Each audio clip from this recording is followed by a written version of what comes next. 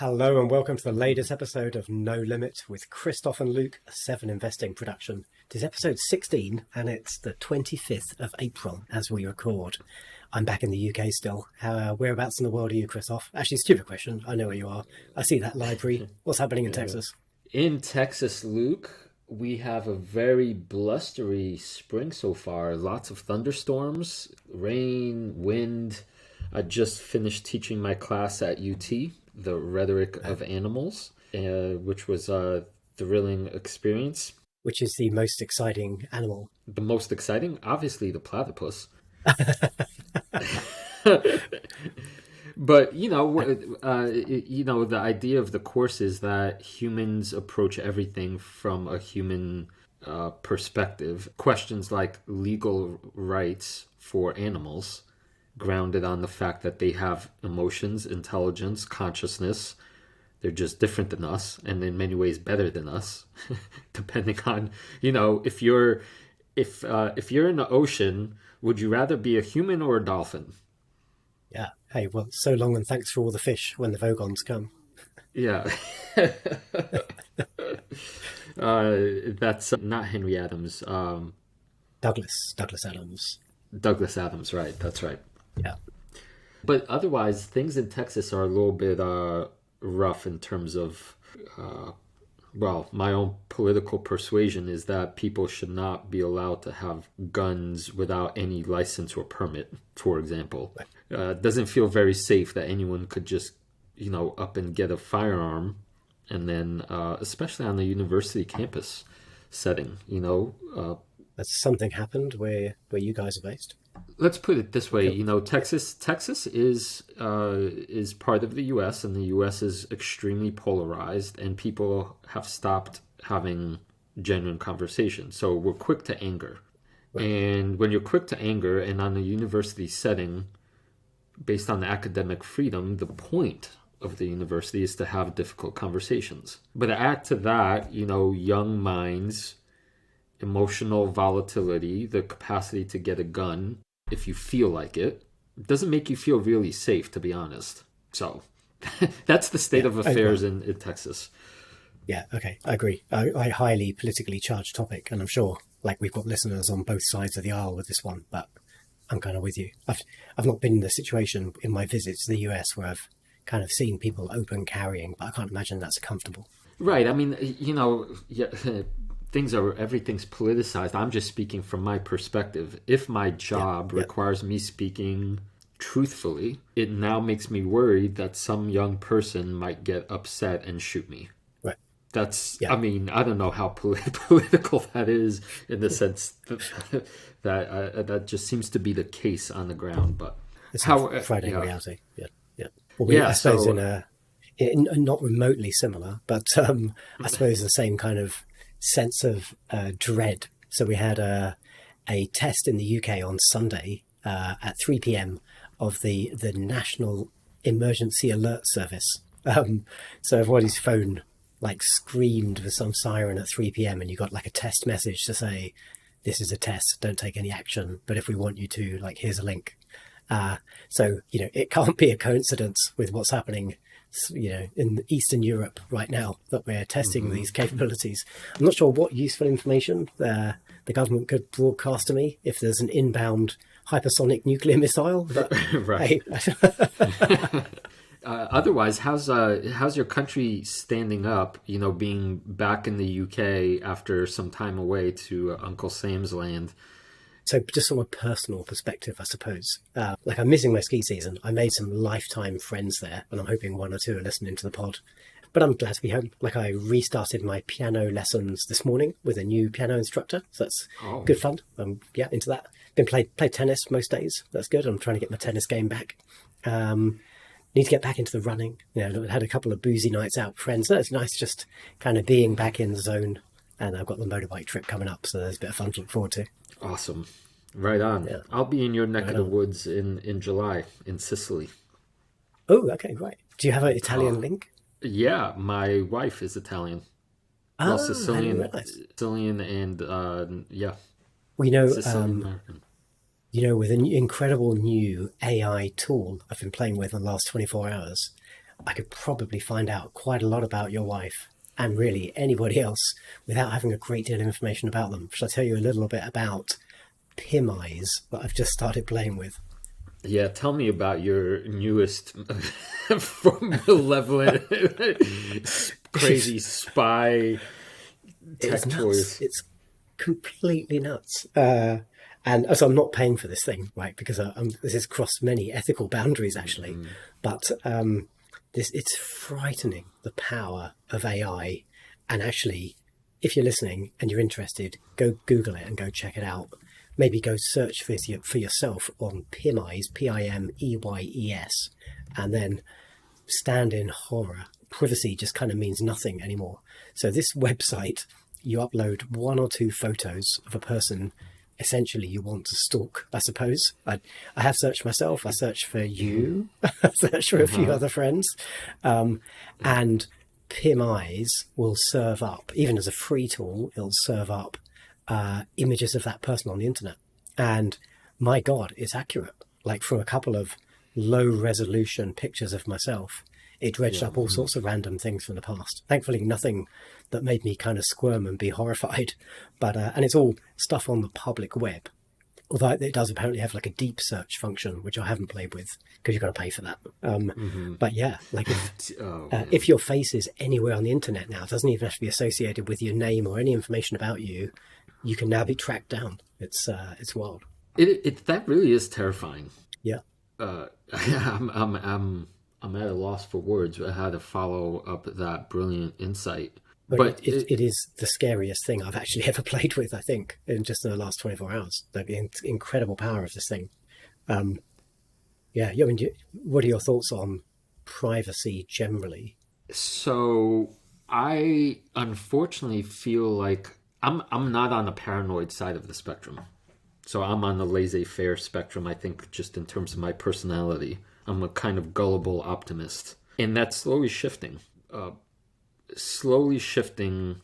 And it's not that becoming more cynical, but I think humanity is just leaning over our skis way, way too dangerously with AI.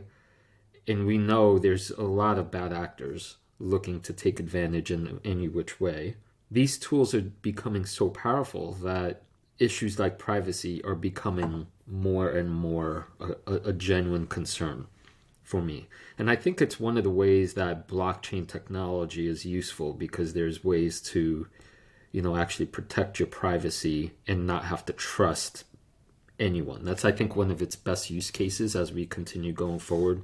And the concept of pseudonyms, I think that, using legitimate handles to semi-identify yourself is going to be an important feature for us going forward. But I wanted to share with you in response to this, Luke.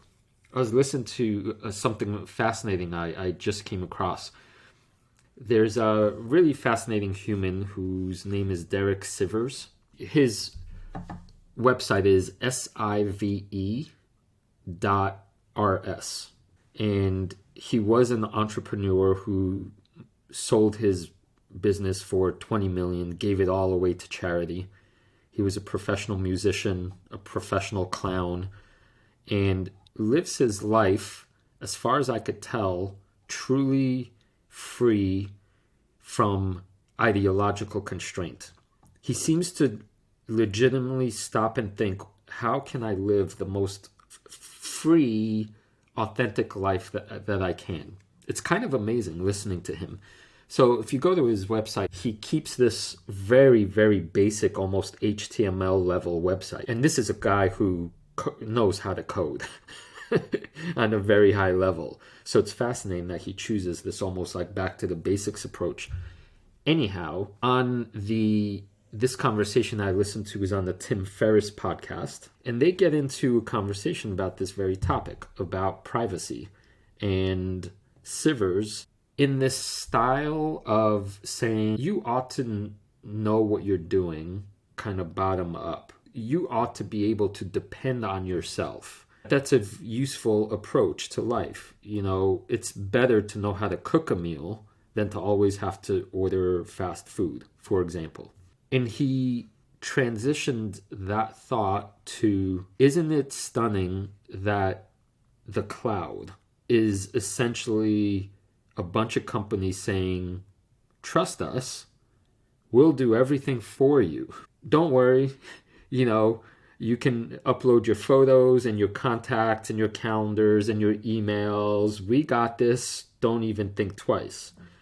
And Sivers is saying, if you really examine that proposition, especially in this context that you're bringing up with PIMIs, where your data is literally in the hands of some other company, and this is one of these trust-based agreements where you're not even thinking, you're exchanging convenience for not having to think about it, it's getting more and more dangerous. So the last thing I'll say is that Sivers then did something extremely useful, which our listeners might want to take a look at. On his website, if you go to Sivers and then you click on his now, he has a link that's now, what he's doing now.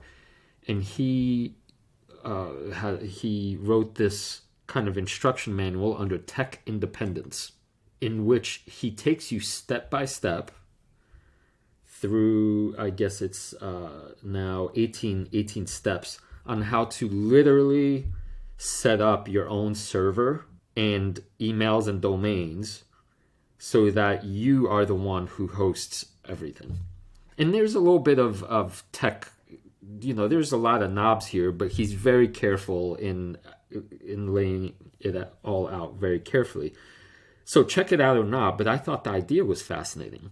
This, if you're anyone who thinks of themselves to any capacity as a do-it-yourselfer, or there's value in protecting yourself, this PIMI investigation that you just your excursion into the dungeons of AI or whatever's shown up, this is a wake-up call. Yeah, agree. I mean, reflecting on your sort of self-custody of your online identity and all your information, it's a bit like the blockchain conversation we had a couple of weeks ago, where you could put your money in a bank, and maybe you get kind of an SVB situation, run on the bank situation, and you're in big trouble.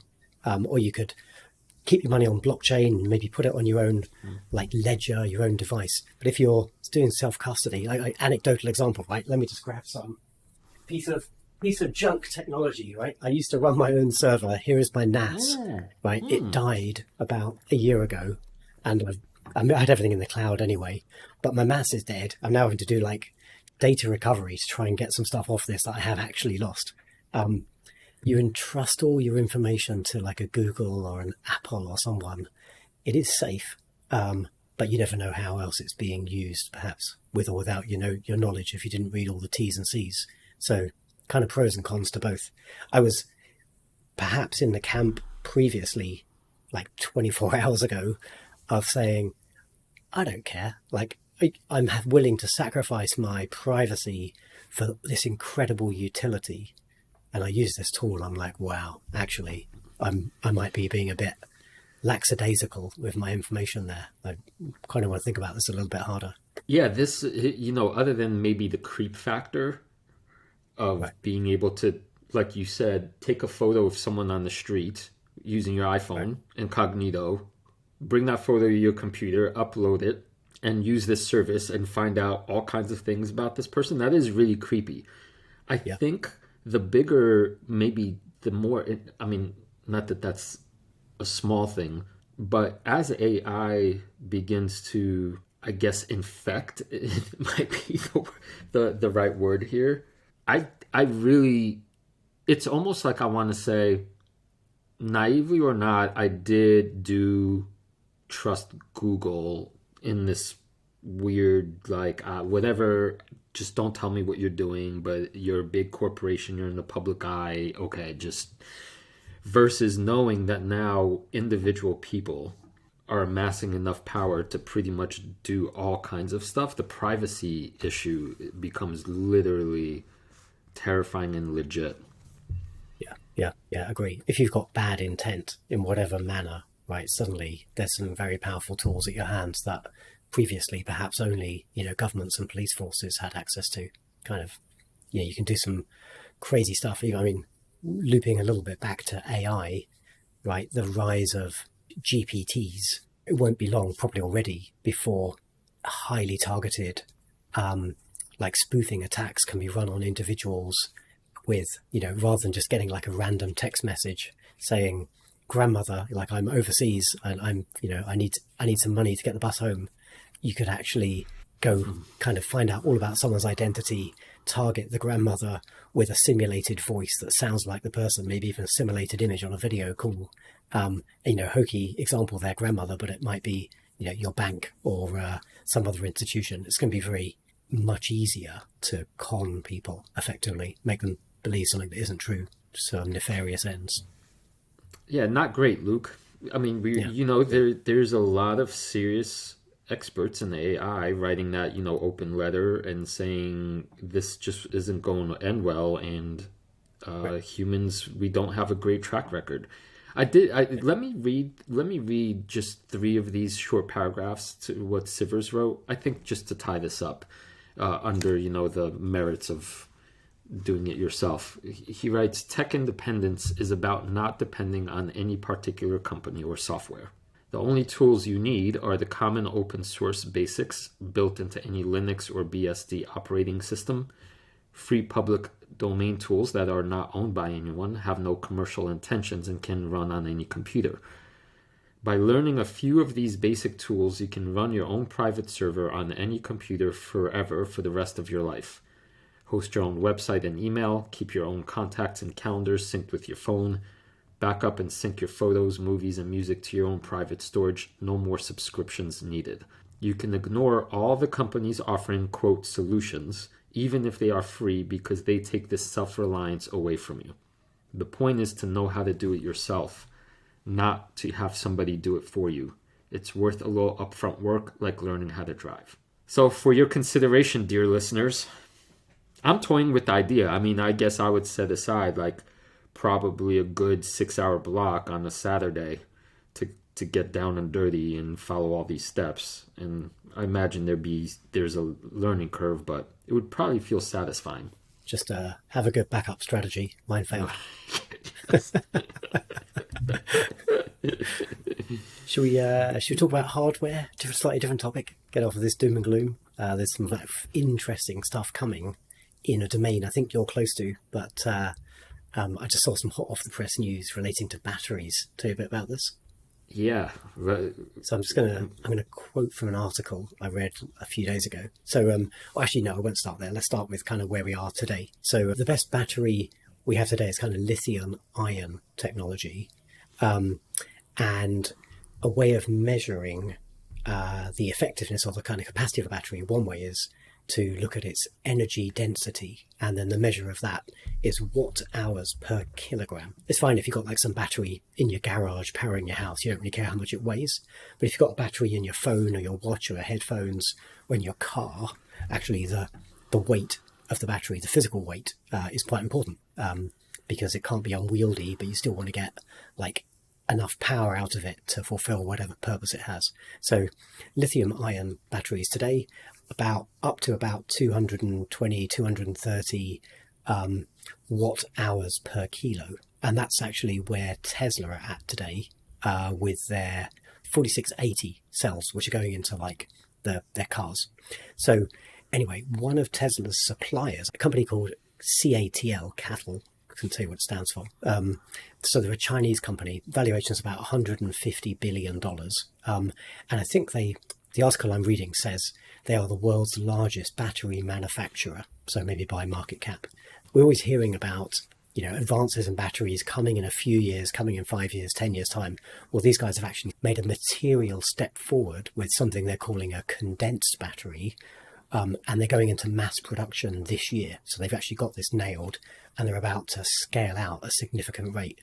And they've almost doubled the battery capacity based on watt hours per kilogram. They estimate that their batteries will be producing 500 watt hours per kilogram.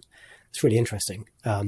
And Musk himself has highlighted that, this makes me very excited personally, electric flight starts to get interesting once you get above 400 watt hours per kilogram, which these guys seem to have done.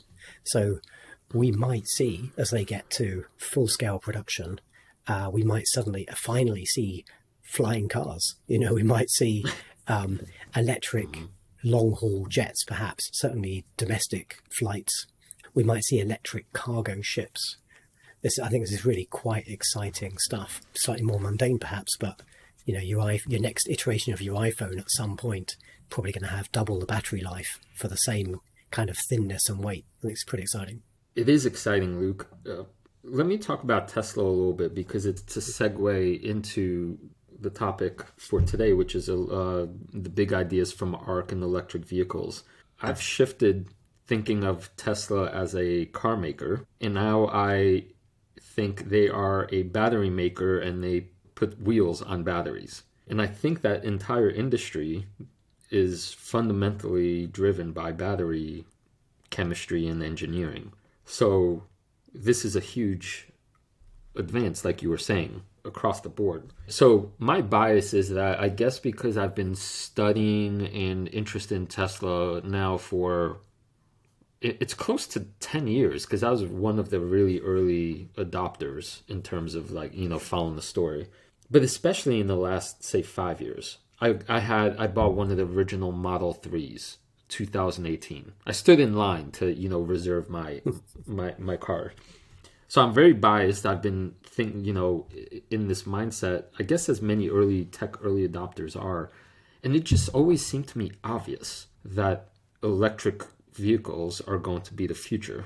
Now, of course, Tesla nearly died several times, and there were all kinds of massive forces trying to protect old interests. But in 2021, where Musk pretty much proved that the car is safer, faster, and can perform better, and the long-term costs are at least in parity with internal combustion engine cars.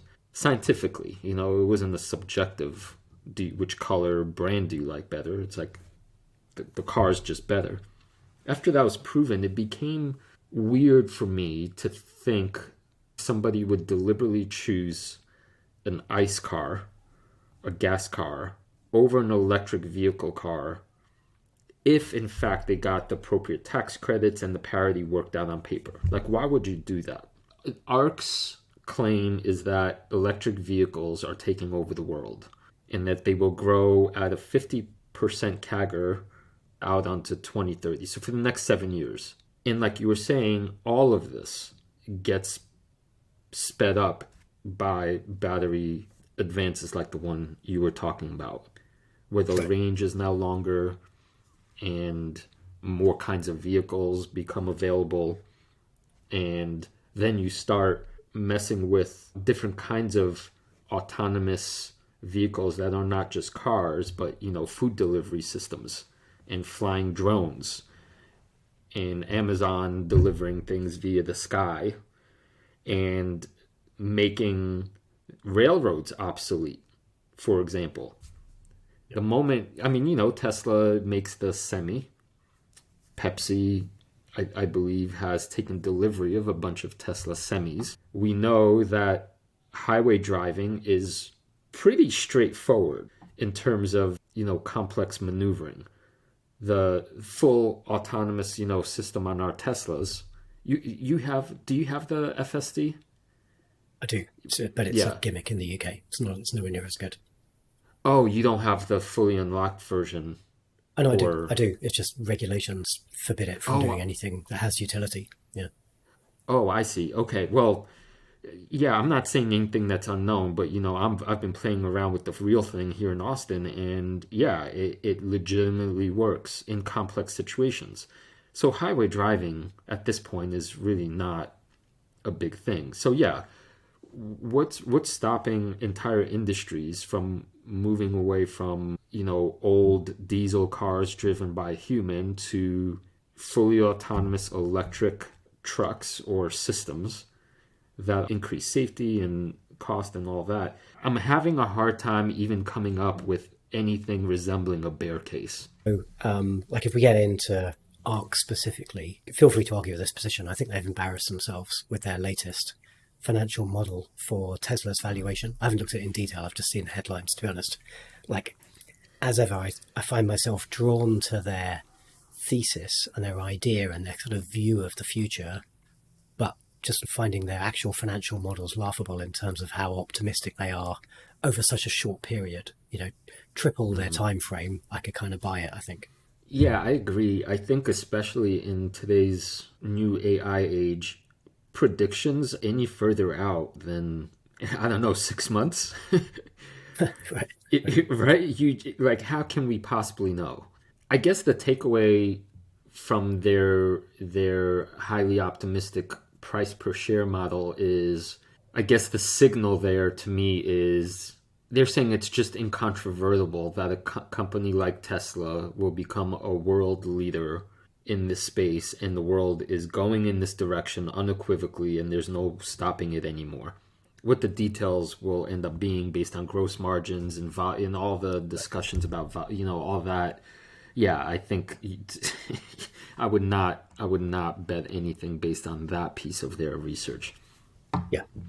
But a world in which every vehicle and transportation itself is electrified, I think is exciting. And I was wondering, what happens to the gas stations and what happens to the gas industry? And I mean, it's a massive shift. It's right. Is it more massive than going from horse and carriage to steam engines versus going from gas to electric? That's not as big of a leap, but it certainly changes all kinds of dynamics. Maybe if you take climate, change into consideration, what a big leap that is in those terms. Yeah, and and that in combination, electrification in combination with, at some point in the next couple of decades, limitless sustainable energy from combination of renewables and some form of nuclear power, right? Suddenly we unlock a lot of capabilities for humanity, and anything that's still driven by the non-renewable fuel sources, that's going to get left in the dust. So we're kind of getting ahead of ourselves maybe a little bit if we went for like mass electrification right now, but it's certainly the right thing to do. But I think Musk himself has said, right, if you couldn't just turn off non-renewables, if you did that, like, the world is over. We have to go through a fairly long, painful transition. And it's not helping that countries like Germany are like shutting down their nuclear program. That's just insanity. And they're turning back on coal plants. But one step backwards, two step forwards, hopefully. Agreed. So I think the takeaway here is that batteries and the battery industry is a very, very good place to be looking right now in the market. And that's where I made a pretty drastic pivot over the last 2 months, kind of starting to try to educate myself more deeply about how this all works. And my recommendation for April for 7 Investing was a unknown battery storage company, and my recommendation for May is tied to that ecosystem, so to speak. So subscribers will get to know what that is on May 1st. I saw your deep dive on Friday. It's like two potentially interlinked companies. One tiny, highly volatile, one super stable with its feet in the sort of legacy fossil fuels business, but also a step towards the future. I think could be quite interesting as a pairing.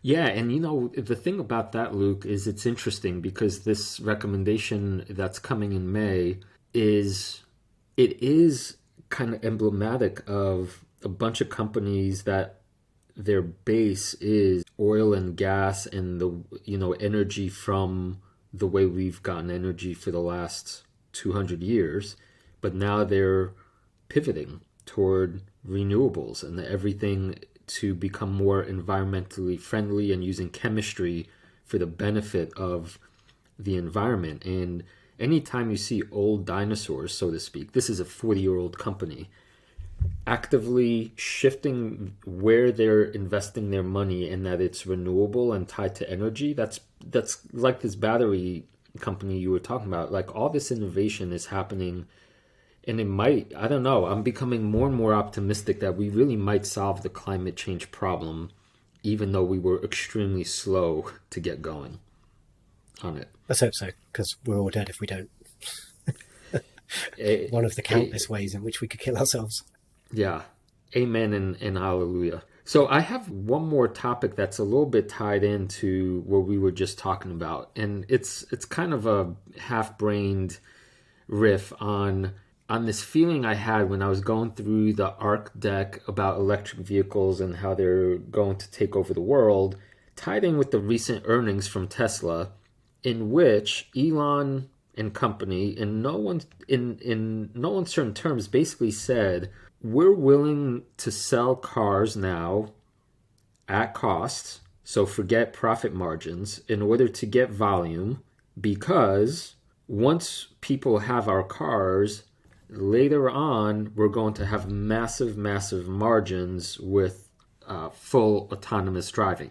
That sounded incredibly similar to me from the message we heard from Meta, that we used to be, a social network, but now we're going to invest insane amounts of money to create this metaverse.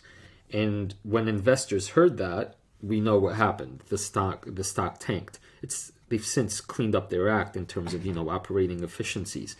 But I believe what the market right now with regard to Tesla is doing is having a little bit of a, I don't know if it's a panic attack. It's certainly skeptical and saying, are you telling us that investing in Tesla now is really, truly an investment in autonomous driving? And how worrisome does that make you? Is that a rhetorical question, or do you want an answer? No, well, it was, and then it is, and it isn't. So yes, rhetorically, that's to the investment community at large. But when you hear that, Luke, what do you think? Yeah, I sort of buy that. Maybe it's not quite the same thing, because like Zuckerberg did seem to have lost his way, and he was so laser focused on the metaverse, even to the point of renaming the company from Facebook to Meta. It was an all-in bet, and it's really only because probably his CFO and the board have said, like, wake up or we're out of the game, that they've come back and they've started talking about efficiencies, and now they're cutting headcount for, I think, the third time just last week with the latest announcement, and they're trying to sort of fix their financials because they were on such a crazy burn. And if I contrast that with Musk and automation, like, he's still laser focused on selling cars, building battery technologies, having a bit of a folly perhaps with Optimus, but that could, be an insane thing at the same time. And then it's like ARK Invest and some of these kind of, I'll say charitably forward-looking investors and investment funds. Maybe they're putting a lot of weight on autonomous driving, but still the fundamentals of the company are rock solid. So, this is sort of additive. So for that reason, like, I'm not increasing my Tesla stake. I think I've got like a 2.5% allocation, but I'm certainly not selling it. I don't know if that really answers the question or not. Yeah, it does. What I heard you say, Luke, was there's a big difference between making stuff in the real world, manufacturing real things like cars and batteries that real humans use, versus investing in what is still predominantly a sort of sci-fi idea that even, as someone that invested a good amount of time in trying to understand the metaverse, it is appealing in that kind of creative, there's a lot of appeal, but there's just no guarantee about any of it. None. It could amount to nothing more than a toy for quite a long time, for decades, while culture catches up. Whereas if autonomous vehicles actually work, well, they work, and the utility is there on day one for everyone who owns one or wants to call an Uber. Like, personally, in that whole sort of VR space, I see insane utility in augmented reality and mixed reality. And I can see, value on day one for industry, for people. Metaverse and VR, like, maybe, but you can probably get the same things done in traditional forms for quite a long time before, eventually we're all just permanently kind of jacked into the internet and never leave our homes. Yeah, agree. So I think maybe the takeaway I'm getting from this conversation is, from an investing standpoint, one, obviously it's an amazing time to be alive and to be an investor. Industries are changing faster than ever, and batteries seem to be the root thing to understand. Maybe, that first principles thinking. If you understand batteries and if you are up to date on battery technology, you will then have a leg up on where to look in terms of all the new burgeoning industries like, say, electric planes. So that's what I would recommend to our listeners is, go to YouTube, just watch some basic videos about what batteries even are. Like there's some great ones about science, high school science or middle elementary science, where you take a lemon and a copper penny and you create a lemon battery, and how does this thing even work, and then work your way up to learning about lithium ion, and I look forward to doing my homework about CATL, Yep. cattle, right? CATL, yeah, and just see what is it that the big leap was about. And if you don't want to do your science homework, just subscribe to 7 Investing and lean on Krzysztof's research. And Simon, I think he's our most accomplished, manufacturing engineering mind. Absolutely. So, yeah, read all his stuff, about chips and processors, and let me unpack that maybe a little bit more. I think 7 Investing's great value lies in this vault of research that has been done for over 2 years. And even if you're not interested in a particular stock, you could learn a tremendous amount about a certain industry based on the write-ups. So go check out our vault.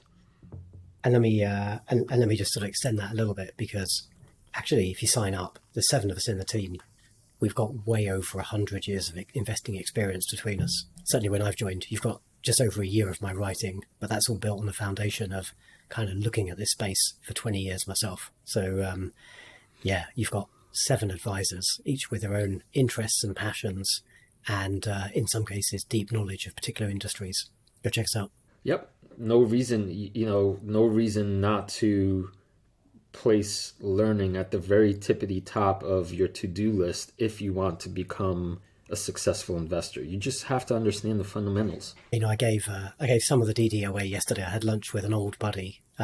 Actually, I gave him a ride in the Tesla for the first time. He hadn't had one before, and he used to be a bit of a car nut. He was into his Alfa Romeos. So I don't know, Pete. Let me know. I'm thinking of check out the podcast. Let me know if you're thinking about Tesla in a slightly different manner. But I did share a couple of my own deep dive theses with him over lunch. So he's getting a bit of a freebie insight into 7 Investing there. Maybe I can sign him up as a member. Yeah. Let's see. Let's check out those powers of persuasion, Luke. All right. Let's do it. Should we close out the episode by checking out your powers of insight on a random topic of my selection? Let's do it. We're playing the 3 conversations game. I'm going to pitch 3 random topics conversation to Krzysztof. He's going to put a line through one. I'll pick one of the other 2. And this week, he's definitely going to give us a minute of insight and knowledge on the topic that's selected, because he bailed on this 4 weeks ago when he failed to answer the book question, the author question. So I do have a book question in here for you too as well. Let's see if you're brave enough to choose that one. So this is episode 16. So I'll start with a sweet 16 question. When you were 16, what career expectations did you have for yourself, and how close has reality adhered to those? Mm-hmm. But got to throw a business one in, I think. Question 2, which company or business model would you make obsolete if you could do so with a click of the fingers? And question 3 sort of leads into my bookie one. Have you seen the movie Unbearable Weight of Massive Talent with Nick Cage and Pedro Pascal? Seen that film? I have not. What's the title again?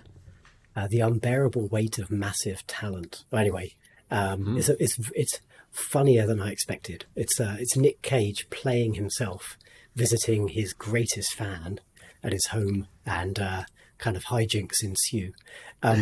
So if you were to go on vacation with any author, let's say you're going away to a desert island for a week, who would it be and why? There's no sort of survival aspect. You go into a resort hotel for a week. Which author would you go away with by? Oh, that's easy. That one is actually pretty easy for me. Okay. So tempting. I want to answer all of these.